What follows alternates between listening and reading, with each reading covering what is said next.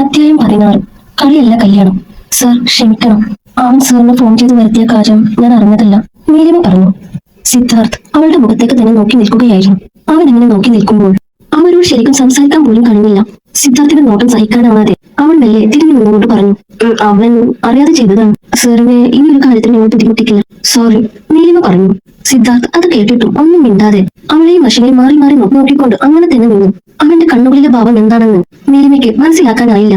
ആദ്യം വന്ന അപ്പൊ തന്നെ വിവരം അറിയിക്കണം, ഒരു നിമിഷം പോലും വൈകരുത്, സിദ്ധാർത്ഥ് അത്രമാത്രം പറഞ്ഞു. ഡാഡി, അശ്വിൻ അപ്പോൾ സിദ്ധാർത്ഥിനെ നോക്കി വിളിച്ചു. നീലിമ ഇതെല്ലാം കണ്ടു നിൽക്കുകയായിരുന്നു. ഇനിയും ഇതിങ്ങനെ വിട്ടാൽ ശരിയാകില്ലെന്നും അശ്വിന് ഇതൊരു ശീലമായിരിക്കുമെന്നും അവൾക്ക് തോന്നി. ഉടനെ അശ്വിനെ സിദ്ധാർത്ഥിന്റെ കയ്യിൽ നിന്ന് വാങ്ങിക്കൊണ്ട് പറഞ്ഞു, അച്ഛൻ എന്തിനാ മോനെ നീ അമ്മ ഇങ്ങനെ വിഷമിപ്പിക്കുന്നത്? സിദ്ധാർത്ഥ് സാറ് മോന്റെ ഡാഡിയല്ല. അത് കേട്ട് അശ്വിൻ വല്ലാതെയായി. അശ്വിനോട് നീലിമ അങ്ങനെ പറഞ്ഞത് സിദ്ധാർത്ഥിനും തീരെ ഇഷ്ടമായില്ല. അവൻ അവളെ ദേഷ്യത്തോടെ നോക്കി. എന്തുകൊണ്ടാണ് തനിക്ക് ദേഷ്യം വന്നതെന്ന് അവൻ അപ്പോൾ ഓർത്തു. നീലിമ അശ്വിനെ വരാന്തയിൽ ഇരുത്തി തിരികെ വന്നു. സിദ്ധാർത്ഥ് അപ്പോഴും അവിടെ നിൽക്കുകയാണ്. അവനോട് കയറിയിരിക്കാൻ പറയാൻ പോലും നീലിമ മറന്നു. അവൾ പെട്ടെന്ന് എന്തോ ഓർത്ത പോലെ പറഞ്ഞു, സർ ഇരിക്കൂ, ഞാനൊരു ചായ എടുക്കാം. സിദ്ധാർത്ഥ് അകത്തേക്ക് കയറി വന്നു. നീലിമ ചായ എടുക്കാൻ തിരിഞ്ഞപ്പോൾ സിദ്ധാർത്ഥ് അധികാരത്തോടെ അവളുടെ കയ്യിൽ പിടിച്ച് തനിക്ക് നേരെ തിരിച്ചു നിർത്തി. അവന്റെ പെട്ടെന്നുള്ള പ്രവൃത്തിയെ നീലിമ ആകെ വല്ലാതെയായി. സിദ്ധാർത്ഥ് അവളുടെ കണ്ണുകളിൽ നോക്കി. എന്നിട്ട് ചോദിച്ചു, will you marry me? Siddharth ചോദിച്ചത് കേട്ട് നീലിമ അമ്പരന്നു പോയി.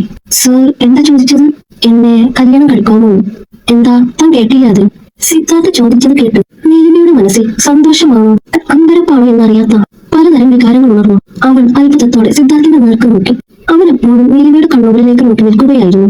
സിദ്ധാർത്ഥ് ഒരിക്കൽ പോലും തന്നോട് ഇഷ്ടത്തോടെ പെരുമാറിയിട്ടില്ല. അയാളുടെ ഒരു പെരുമാറ്റവും തന്നോട് ഇഷ്ടം തോന്നുന്ന തരത്തിലായിരുന്നിട്ടുമില്ല. പിന്നെന്താണ് പെട്ടെന്ന് അങ്ങനെ പറഞ്ഞതെന്ന് നീലിമ ആലോചിച്ചു. ഒരു ഉത്തരം പ്രതീക്ഷിച്ചുകൊണ്ട് അവളെ തന്നെ നോക്കി നിൽക്കുകയായിരുന്നു സിദ്ധാർത്ഥ്. സിദ്ധാർത്ഥ് സർ, എനിക്കൊന്നും മനസ്സിലാവുന്നില്ല, നീലിമ പറഞ്ഞു. നീലിമ, നിനക്കിത്രം എന്താ മനസ്സിലാക്കാനുള്ളത്? സിദ്ധാർത്ഥ് ചോദിച്ചു. പെട്ടെന്ന് ഇങ്ങനെ കല്യാണം എന്നൊക്കെ പറഞ്ഞ, അതും സാറിനെ പോലെ ഇത്ര വലിയൊരാള് എന്നെ എന്തിനു വിവാഹം കഴിക്കണം? നീലിമ ചോദിച്ചു. അപ്പോഴാണ് സിദ്ധാർത്ഥിന് അവൾക്ക് താൻ പറഞ്ഞത് മുഴുവൻ മനസ്സിലായിട്ടില്ല എന്ന് വ്യക്തമായത്. സിദ്ധാർത്ഥ് നീലിമയുടെ അടുത്തേക്ക് കൂടുതൽ ചേർന്ന് നിന്ന് കൊണ്ട് പറഞ്ഞു, നോക്ക് നീലിമ, തനിക്ക് വീട്ടിൽ നിന്ന് കല്യാണത്തിന് നല്ല പ്രഷറില്ലേ? അതേപോലെ എനിക്കുണ്ട്. എനിക്ക് പെട്ടെന്ന് അവനൊരു വിവാഹം കഴിക്കാനൊന്നും പറ്റില്ല. സിദ്ധാർത്ഥ് പറഞ്ഞത് കേട്ട് ഒന്നും മനസ്സിലാവാതെ നീലിമ കണ്ണു വിളിച്ചു.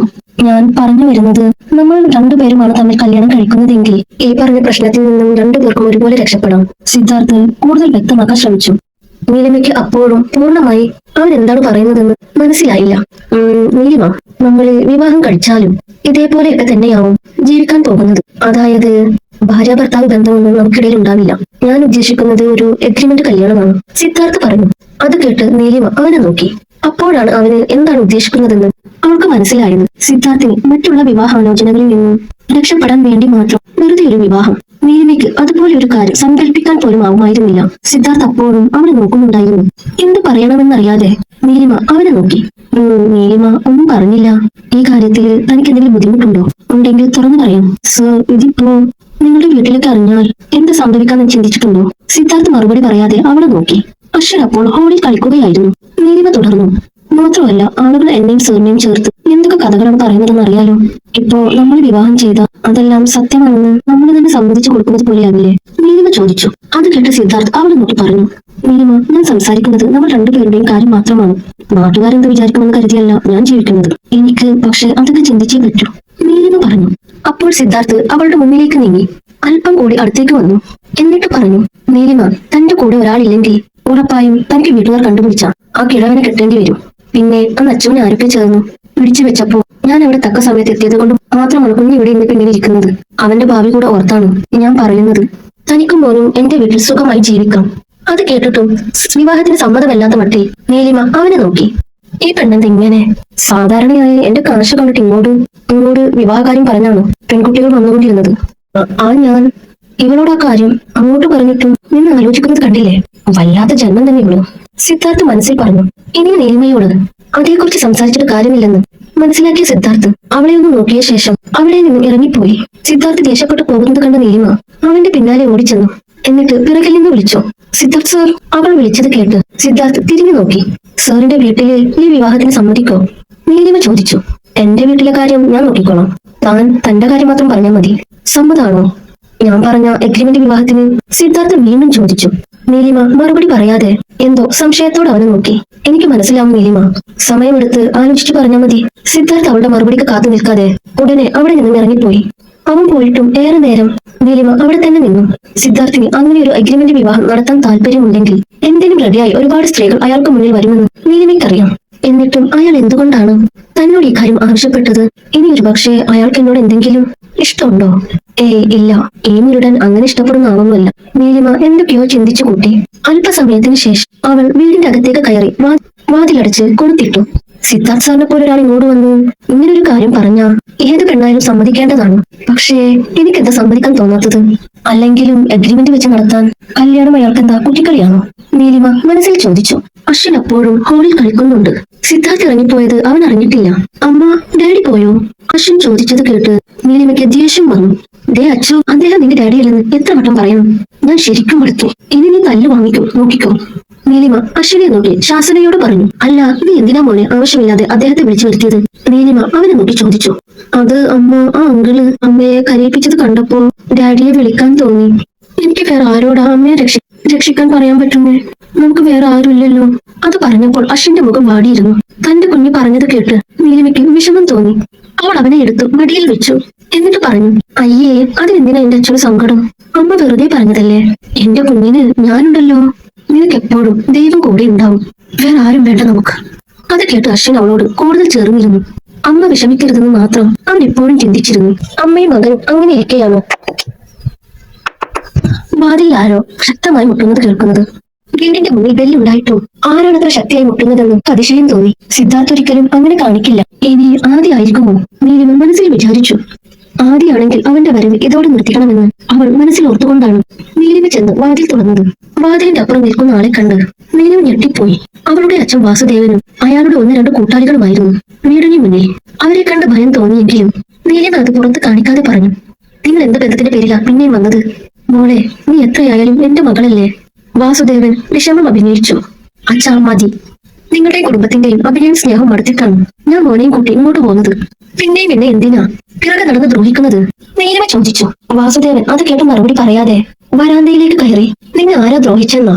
നിന്നോട് ഞാനൊരു കാര്യം പറഞ്ഞു, നീ അതനുസരിച്ചില്ല. മക്കളെ നേർവഴിക്ക് കൊണ്ടുവരാൻ അച്ഛനമ്മമാർ പലതും ചെയ്യും, അതല്ലേ ഞാനും ചെയ്തുള്ളൂ. വാസുദേവൻ ന്യായീകരിച്ചു. നീലിമയ്ക്ക് അത് കേട്ട് പുച്ഛം തോന്നി. മക്കളെ നേർവഴിക്ക് കൊണ്ടുവരാൻ അച്ഛൻ കണ്ടുപിടിച്ച മാർഗമാണോ അപ്പോ സുധാകരമേനോനുമായിട്ടുള്ള വിവാഹം? സുധാകരൻ നല്ലവനാ. അവനെ കല്യാണം കഴിച്ചാൽ നിനക്ക് അതുകൊണ്ടൊരു നഷ്ടവും വരില്ല, മറിച്ച് ലാഭമേ കിട്ടും. അതിന് നീ സമ്മതിച്ച നിന്റെ മോനെ ഞാൻ പൊന്നു പോലെ നോക്കും. അവൻ നമ്മുടെ വീട്ടിൽ രാജകുമാരനെ പോലെ വളരും. വാസുദേവൻ പറഞ്ഞത് കേട്ട നീലിമയ്ക്ക് അയാളോട് ഇറങ്ങിപ്പോകണമെന്ന് പറയണമെന്നുണ്ടായിരുന്നു. പക്ഷെ ഭയം കൊണ്ട് അവളുടെ ശബ്ദം പുറത്തേക്ക് വന്നില്ല. വാസുദേവൻ തുടർന്നു. ആ പിന്നെ നീലിമ, നീ ഈ ചെക്കനെയും കൊണ്ട് വേറെ വീടെടുത്ത് താമസം മാറിയെന്ന് കേട്ടപ്പോ ഞാൻ കുറച്ചുകൂടെ നല്ല വീടാ പ്രതീക്ഷിച്ചത്. ഇതിപ്പോ കോഴിക്കോട് പോലെയുണ്ടല്ലോ. നിങ്ങളെപ്പോലെ മാളികയിൽ തന്നെ കിടന്നാലേ ഉറക്കം വരൂ എന്ന് ചിന്തിക്കുന്ന ആളല്ല ഞാൻ. എനിക്കും മോനും ഇത് തന്നെ ധാരാളമാണ്. നീലിമ പറഞ്ഞു. നിന്റെ ഈ വാശി നിന്നെ നാശത്തിൽ കൊണ്ടെത്തിക്കും. അത് മാറ്റിക്കോ. ഇനി എനിക്ക് എന്താ നശിക്കാൻ ബാക്കിയുള്ളത്? നിങ്ങൾ എന്തായാലും എന്റെ ഭാവിയെ കുറിച്ച് ഓർക്കണമെന്നില്ല. അഞ്ജലി മോളുടെ ഭാവി സുരക്ഷിതമാക്കാൻ നോക്ക്, നീലിമ പറഞ്ഞു. വാസുദേവൻ അതിന് മറുപടി പറയാതെ അയാളുടെ ബോഡി ഗാർഡിനെ നോക്കി. നോട്ടത്തിന്റെ അർത്ഥം മനസ്സിലാക്കി അവർ നീലിമ കാണാതെ അകത്തേക്ക് കടന്നു ചെന്നു. നീലിമ, നീ ഇവിടേക്ക് വന്നപ്പോ തോൽപ്പിച്ച് കളയാമെന്ന് കരുതി കാണും. പക്ഷെ ഞാനെങ്ങനെ തോൽക്കുന്നവനല്ല മോളെ. ഒരുപാട് പ്രതിസന്ധികൾ കടന്നു തന്നെയാ വാസുദേവൻ ഇവിടെ വരെ എത്തിയത്. നിങ്ങളോടൊന്നും എനിക്ക് സംസാരിക്കാനില്ല. എന്റെ വീട്ടിൽ നിന്ന് പോയി തരൂ, നീലിമ പറഞ്ഞു. അത് കേട്ട വാസുദേവൻ എഴുന്നേറ്റ് നിന്നു. അയാൾ പോകുവാനുള്ള തയ്യാറെടുപ്പിലാണെന്ന് കരുതി നീലിമ സമാധാനിച്ചു. അപ്പോഴാണ് അകത്ത് നിന്ന് അശ്വിന്റെ കരച്ചിൽ കേൾക്കുന്നത്. നീലിമ അത് കേട്ട് മുറിയിലേക്ക് ഓടി. അപ്പോൾ വാസുദേവന്റെ ബോഡിഗാർഡ് അശ്വിനെ പിടിച്ച് കട്ടിലിൽ കെട്ടിയിട്ടിരുന്നു. ഉമ്മ, അശ്വിൻ കരഞ്ഞ് നിലവിളിച്ചു. അവനാകെ ഭയന്നു പോയിരുന്നു. അത് കണ്ട നീലിമ അവന്റെ അടുത്തേക്ക് ഓടി. നിങ്ങൾ എന്തായി കാണിക്കുന്നത്? എന്റെ മോനെ വിട്, നീലിമ അലറി. അപ്പോഴേക്കും വാസുദേവൻ അവിടേക്ക് വന്നു. എന്നിട്ട് പറഞ്ഞു, നിലവിളിച്ച് കരഞ്ഞിട്ട് കാര്യമില്ല മോളെ. നീ ഞാൻ പറഞ്ഞ കാര്യം സമ്മതിച്ചില്ലേ? ഇവിടെ ഞാനങ്ങ് കൊല്ലും. വാസുദേവൻ അശ്വിനെ നോക്കിക്കൊണ്ട് പറഞ്ഞു. നീലിമ ശരിക്കും ഭയന്നു പോയി. അവൾക്ക് എന്ത് ചെയ്യണമെന്നറിയില്ലായിരുന്നു. അശ്വിന്റെ കഴുത്തിൽ ബോഡിഗാർഡിൽ ഒരാൾ കത്തിയെടുത്ത് വെച്ചു. അത് കണ്ട നീലിമയ്ക്ക് തല കറങ്ങുന്നത് പോലെ തോന്നി.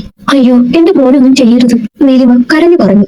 ഒന്നും ചെയ്യില്ല, നീ കല്യാണത്തിന് സമ്മതിച്ചാൽ മാത്രം മതി, വാസുദേവൻ പറഞ്ഞു.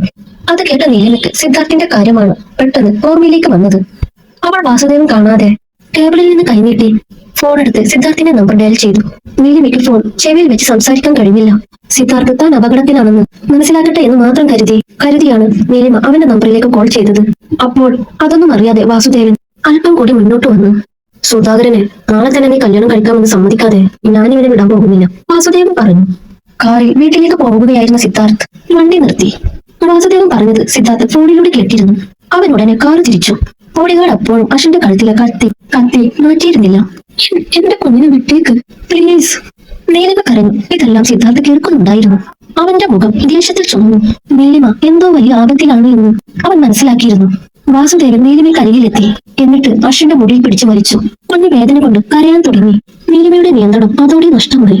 അവന് വല്ലതും പറ്റിയാൽ വെറുതെ വിടില്ല നിങ്ങളെ, നീലിമ വാസുദേവന്റെ അടുത്തേക്ക് നീങ്ങിക്കൊണ്ട് പറഞ്ഞു. പിടിച്ച് കെട്ടടാ അവളെ, വാസുദേവൻ ബോഡിഗാർഡിനോട് ആജ്ഞാപിച്ചു. നീലിമ കുതറാൻ ശ്രമിച്ചുവെങ്കിലും അതിനു മുമ്പേ ബോഡിഗാർഡ് അവളെ പിടിച്ചു കഴിഞ്ഞിരുന്നു. അപ്പോൾ പെട്ടെന്ന് വീടിന്റെ കോളിംഗ് ബെൽ മുഴങ്ങി. നീലിമ പ്രതീക്ഷയോടെ അങ്ങോട്ട് നോക്കി. ഇവിടെ അങ്ങോട്ട് മാറ്റി നിർത്തുന്നു, വാസുദേവൻ ബോഡിഗാർഡിനോട് പറഞ്ഞു. നീലിമയെ അയാൾ വലിച്ചു മുറിയിലേക്ക് കൊണ്ടുപോയി. കരയുന്ന അശ്വിന്റെ വായ മറ്റൊരു ബോഡിഗാർഡ് പൊത്തിപ്പിടിച്ചു. അശ്വിന് ശ്വാസം എടുക്കാൻ ബുദ്ധിമുട്ട് തോന്നി. അപ്പോൾ വാസുദേവൻ ചെന്ന് വീടിന്റെ മുൻവശത്ത് വാതിൽ തുറന്നു. മുന്നിൽ നിൽക്കുന്ന ആളെ കണ്ട് വാസുദേവൻ അമ്പരന്നു.